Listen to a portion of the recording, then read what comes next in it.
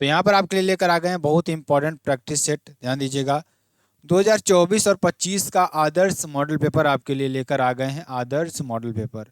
तो जो भी साथी हमारे शिक्षा शास्त्र का पेपर दे रहे हैं, इस मॉडल पेपर को जरूर पढ़ कर जाएंगे, और इसमें जो जिस प्रकार से क्वेश्चन दिए गए हैं बस आपको उसी तरीके से पढ़ना है। कक्षा 12 की बात करेंगे, और समय इसमें 3 घंटे 15 मिनट ये दिया जाएगा, और पूर्णांक आपका 100 नंबर का आपका होने वाला है, ठीक है। और प्रारंभ की अगर देखा जाए, प्रारंभ के 15 मिनट आपको प्रश्न पत्र पढ़ने के लिए दिए जाते हैं, और सभी प्रश्न आपके लिए करना अनिवार्य है। प्रश्न संख्या 1 बहुविकल्पी प्रकार का है, और प्रश्न संख्या 2 से 6 तक निश्चित उत्तरीय प्रश्न है, और संख्या 7 से 12 तक अति लघु उत्तरीय प्रश्न है, जिसमें से प्रत्येक का उत्तर लगभग 25 शब्दों में आपको देना है। और प्रश्न संख्या 13 से लेकर 18 तक आपके लघु उत्तरीय प्रश्न हैं, जिनमें से प्रत्येक का उत्तर लगभग आपको 50 शब्दों में आपको देना है। और प्रश्न संख्या 19 से लेकर 21 तक आपके विस्तृत उत्तरीय प्रश्न हैं, जिनमें से प्रत्येक का उत्तर लगभग आपको 250 शब्दों में आपको लिखना होगा, ठीक है। और सभी प्रश्नों के निर्धारित अंक उसके सम्मुख आपके अंकित हैं, ठीक है। चलिए ध्यान दीजिएगा, प्रश्नों को देखते हैं। प्रत्येक प्रश्न खंड में उत्तर के 4 विकल्प दिए गए हैं, जिनमें से केवल एक ही उत्तर आपका सही है। सही उत्तर अपने उत्तर पुस्तिका में आपको लिखना है। राष्ट्रीय शिक्षा आयोग 1964 से 66 के अध्यक्ष निम्नलिखित में से कौन थे? तो कौन हो जाएंगे आपके? डॉक्टर दौलत सिंह कोठारी आपके हो जाएंगे। कौन हो जाएंगे? डॉक्टर दौलत सिंह कोठारी आपके हो जाएंगे। राष्ट्रीय शिक्षा आयोग के 1964 से 66 के अध्यक्ष कौन थे? डॉक्टर दौलत सिंह कोठारी, ठीक है। प्रक्षेपण विधि द्वारा किसका मापन किया जाता है? तो प्रक्षेपण विधि द्वारा बुद्धि का मापन किया जाता है। सर्व शिक्षा अभियान कब प्रारंभ हुआ, आपको ये बताना है। तो सर्व शिक्षा अभियान 2001 में प्रारंभ होता है। बौद्धकालीन शिक्षा का प्रारंभ किस संस्कार से होता था?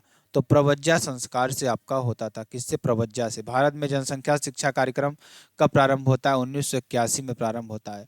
और इसमें जितने भी प्रश्न है ना, मैं आपको बता दूं, जितने भी प्रश्न हैं सभी प्रश्नों को आपने विद्या तो लिया ही होगा, खोज के टिक लगा लेना।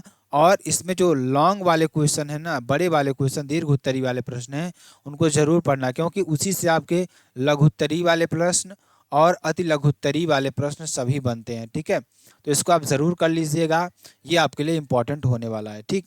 तो चलिए ध्यान दीजिएगा, आपके लिए क्या हो जाएगा जो कि आपके लिए बेहद इंपॉर्टेंट और बेहद ही महत्वपूर्ण है। भारत में अंग्रेजी शिक्षा का महाअधिकार पत्र किसे कहा जाता है? तो भारत में जो अंग्रेजी शिक्षा का महाअधिकार पत्र है उसे किसे कहा जाता है? ये आप कर लीजिएगा, प्रश्न आपके लिए बेहद इंपॉर्टेंट है, इंपॉर्टेंट वाला प्रश्न है। और थर्नडाइक द्वारा प्रतिपादित सीखने के नियमों से, किसके? थर्नडाइक, किसके द्वारा? थर्नडाइक द्वारा, ध्यान दीजिएगा, प्रतिपादित सीखने के नियमों में से किसी एक का नामोल्लेख आपको करना है। तो ये भी आपके लिए इंपॉर्टेंट प्रश्न है, 1 नंबर वाला प्रश्न है, तो इसको भी आप कर लीजिएगा। और ये जो प्रश्न मैं आपको बता रहा हूँ, ये प्रश्न आप जरूर लिख लीजिएगा, ठीक है। शांति निकेतन की स्थापना किसने की थी? किसकी? शांति निकेतन, शांति निकेतन की स्थापना किसने की थी? यही प्रश्न आप खोज कर लीजिएगा। इसको भी आप लोग, मतलब जो प्रश्न मैं आपसे बता रहा हूँ, आगे जो आपकी पेपर आएंगे वो सॉल्विंग पेपर आएंगे, लेकिन मैं आपको एक पहले प्रोफार्मा तो बता दूंगा आखिर किस तरीके से आता है आपका, ठीक है। मैथ का भी हमने वीडियो अपलोड कर देंगे, और वो भी आपका अपलोड हो जाए बिल्कुल अच्छी तरीके से, आप लोग घबराना नहीं है, और अच्छी तरीके से तैयारी अपनी बनाए रखो, और कोई दिक्कत नहीं लेना है आपको, ठीक है ना। हमारे देश में पर्यावरण सुरक्षा अधिनियम कब पारित किया गया? तो हमारे देश में जो सुरक्षा अधिनियम था कब पारित किया गया था, ये आपको बताना है, ठीक है ना। ये भी प्रश्न आप इंपॉर्टेंट वाला प्रश्न है, इसको भी आप लिख लीजिएगा, ठीक है। और मुस्लिम काल में प्राथमिक शिक्षा प्रारंभ करने की बिस्मिल्लाह रस्म यानी आयु क्या थी? मतलब ध्यान दीजिएगा, जब मुस्लिम काल आपका आता है, उसमें जो प्राथमिक शिक्षा होती है इसके प्रारंभ करने की जो आयु थी वह क्या थी? आयु आपको ये बताना है, आयु क्या थी आपको ये बताना है, जो कि आपके लिए बेहद इंपॉर्टेंट और बेहद ही महत्वपूर्ण आपका हो जाएगा। तो हमारे देश में ये आपका प्रश्न कर लीजिएगा, उसके मुस्लिम काल में प्राथमिक शिक्षा का प्रारंभ कब होता है, इसको आप कर लीजिएगा। उसके बाद अति लघुत्तरी में, अब देखिए, अब इसमें आपको डायरेक्ट 4 नंबर से स्टार्ट होता है, और सब में देखे होंगे अति लघुत्तरी आपके 2 नंबर में होते हैं, लेकिन इसमें आपका 4 नंबर का होता है। कितने नंबर का? 4 नंबर का होता है। ये चीज आप बिल्कुल ध्यान दीजिएगा। अब ये गलती हम लोग जानते हो क्या करते हैं, 4 नंबर का प्रश्न है, हम सोचते हैं अति लघुत्तरी या 2 नंबर वाला है, तो थोड़ा थोड़ा ही लिखते हैं उसमें, लेकिन आपको 4 नंबर वाले प्रश्न है तो आपको लगभग लगभग 2 पेज आपको लिखना ही लिखना है, अब अच्छी राइटिंग बैठाकर। वैदिक कालीन शिक्षा की 4 विशेषताएं लिखिए। पहला प्रश्न आपका ये हो जाएगा, कौन सा? वैदिक कालीन शिक्षा की 4 विशेषताएं आपको लिखना है। पर्यावरण शिक्षा के, किसके? पर्यावरण शिक्षा के किन्हीं दो उद्देश्य को बताइए। किसको बताना है? पर्यावरण शिक्षा के किन्हीं दो उद्देश्य को आपको बताना है। ठीक है, ये आप कर दीजिएगा। उसके बाद अब देखेंगे मानसिक रूप से, किसके रूप से? मानसिक रूप से स्वस्थ व्यक्ति के 4 लक्षणों का उल्लेख कीजिए। मतलब आप मानसिक रूप से आप स्वस्थ हैं तो आपको 4 लक्षण लिखना है उसमें। यार देखिए, कुछ करना नहीं है इसमें, मतलब वैदिक कालीन शिक्षा पर 4 विशेषताएं लिखे।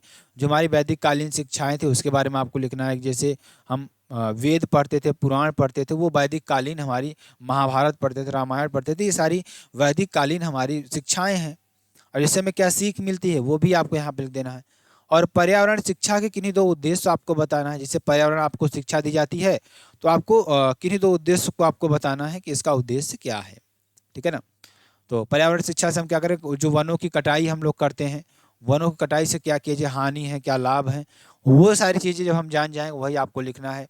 मानसिक रूप, जैसे आपका दिमाग एकदम सही है, स्वस्थ हो, तो आप कैसा महसूस करते हो, वो चीज़ आपको बताना है इसमें। ठीक है। और पुरस्कार देते समय ध्यान रखने वाले किन्हीं 4 सावधानियों का उल्लेख आपको करना है। क्या देने वक्त? पुरस्कार देते समय ध्यान देने वाली किन्हीं 4 सावधानियों का उल्लेख आपको करना है। बुद्धि और उपलब्धि, क्या? बुद्धि और उपलब्धि परीक्षण में अंतर स्पष्ट आपको करना है। बुद्धि क्या होती है और उपलब्धि क्या होती है, उसमें 4 आपको अंतर आपको स्पष्ट करना है। स्त्री शिक्षा की किन्हीं 4 समस्याओं का उल्लेख कीजिए कि जो हमारी स्त्रियों की शिक्षा है किस कारण से बाधित होती है, ये आपको कर देना है। ठीक है, तो ये चीज़ जरूर आप कर दीजिएगा। उसके बाद देखिए आपका लघुत्तरी वाले प्रश्न होते हैं जो कि आपके 6-6 नंबर आपको इसमें दिए जाएंगे। कितने कितने नंबर? 6-6 नंबर आपको इसमें दिए जाएंगे। तो चलिए इसको भी देख लेते हैं। शैक्षिक निर्देशन के उद्देश्यों पर प्रकाश डालिए। किस पर प्रकाश डालना है? शैक्षिक निर्देशन के उद्देश्यों पर आपको प्रकाश डालना है। ठीक। और व्यक्तिगत तथा सामूहिक बुद्धि परीक्षण में, किसमें? व्यक्तिगत तथा सामूहिक बुद्धि परीक्षण में अंतर स्पष्ट करना है। क्या करना है? अंतर स्पष्ट करना है आपको। किसमें किसमें? व्यक्तिगत तथा सामूहिक बुद्धि परीक्षण में अंतर आपको स्पष्ट करना है। ठीक है, ये आपका हो जाएगा, जो कि आपके लिए बेहद इंपॉर्टेंट और बेहद ही महत्वपूर्ण है। ठीक है। उसके बाद सीखने में अभिप्रेरणा का क्या महत्व है, आपको ये बताना है। किसमें? सीखने में किसका? अभिप्रेरणा का क्या महत्व है, संक्षिप्त वर्णन आपको देना है। क्या देना है? संक्षिप्त वर्णन आपको देना है। शिक्षा में छनाई के सिद्धांत का वर्णन करें। किसका? शिक्षा में छनाई का सिद्धांत आपको वर्णन करना है। किसका? छनाई का सिद्धांत आपको वर्णन करना है। ठीक है, ये आप कर लीजिएगा। आपदा से क्या समझते हैं? किसी एक प्राकृतिक आपदा का संक्षेप में वर्णन कीजिए। ठीक है ना, आपको ये कर देना है। आपदा क्या होती है, संक्षेप में आपको एक उदाहरण देना है इसमें। मानसिक स्वास्थ्य और मानसिक स्वास्थ्य विज्ञान में अंतर स्पष्ट करना है। किसमें? मानसिक स्वास्थ्य और मानसिक स्वास्थ्य विज्ञान में अंतर आपको स्पष्ट करना है। ये भी प्रश्न आपका लीजिएगा, बहुत ही इंपॉर्टेंट प्रश्न है आपके लिए, बेहद इंपॉर्टेंट प्रश्न ये भी। और सभी प्रश्न आपके 6-6 नंबर वाले प्रश्न है। ठीक है। और विस्तृत उत्तरीय प्रश्न की बात करेंगे, जो आपके लिए विस्तृत उत्तरीय प्रश्न है, जो कि आपके लिए बेहद इंपॉर्टेंट और बेहद ही महत्वपूर्ण ये भी है। ठीक है, तो ये भी आप कर लीजिएगा। ठीक, चलिए आगे चलते हैं।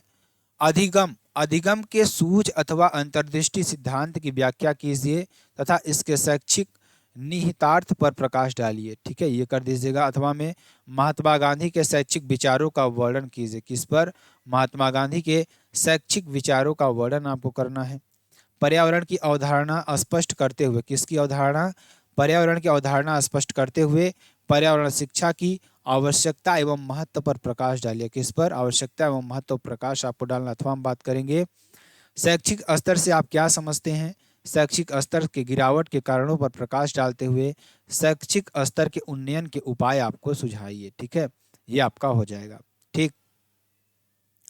मानसिक स्वास्थ्य विज्ञान से आप क्या समझते हैं? मानसिक स्वास्थ्य विज्ञान से आप क्या समझते हैं?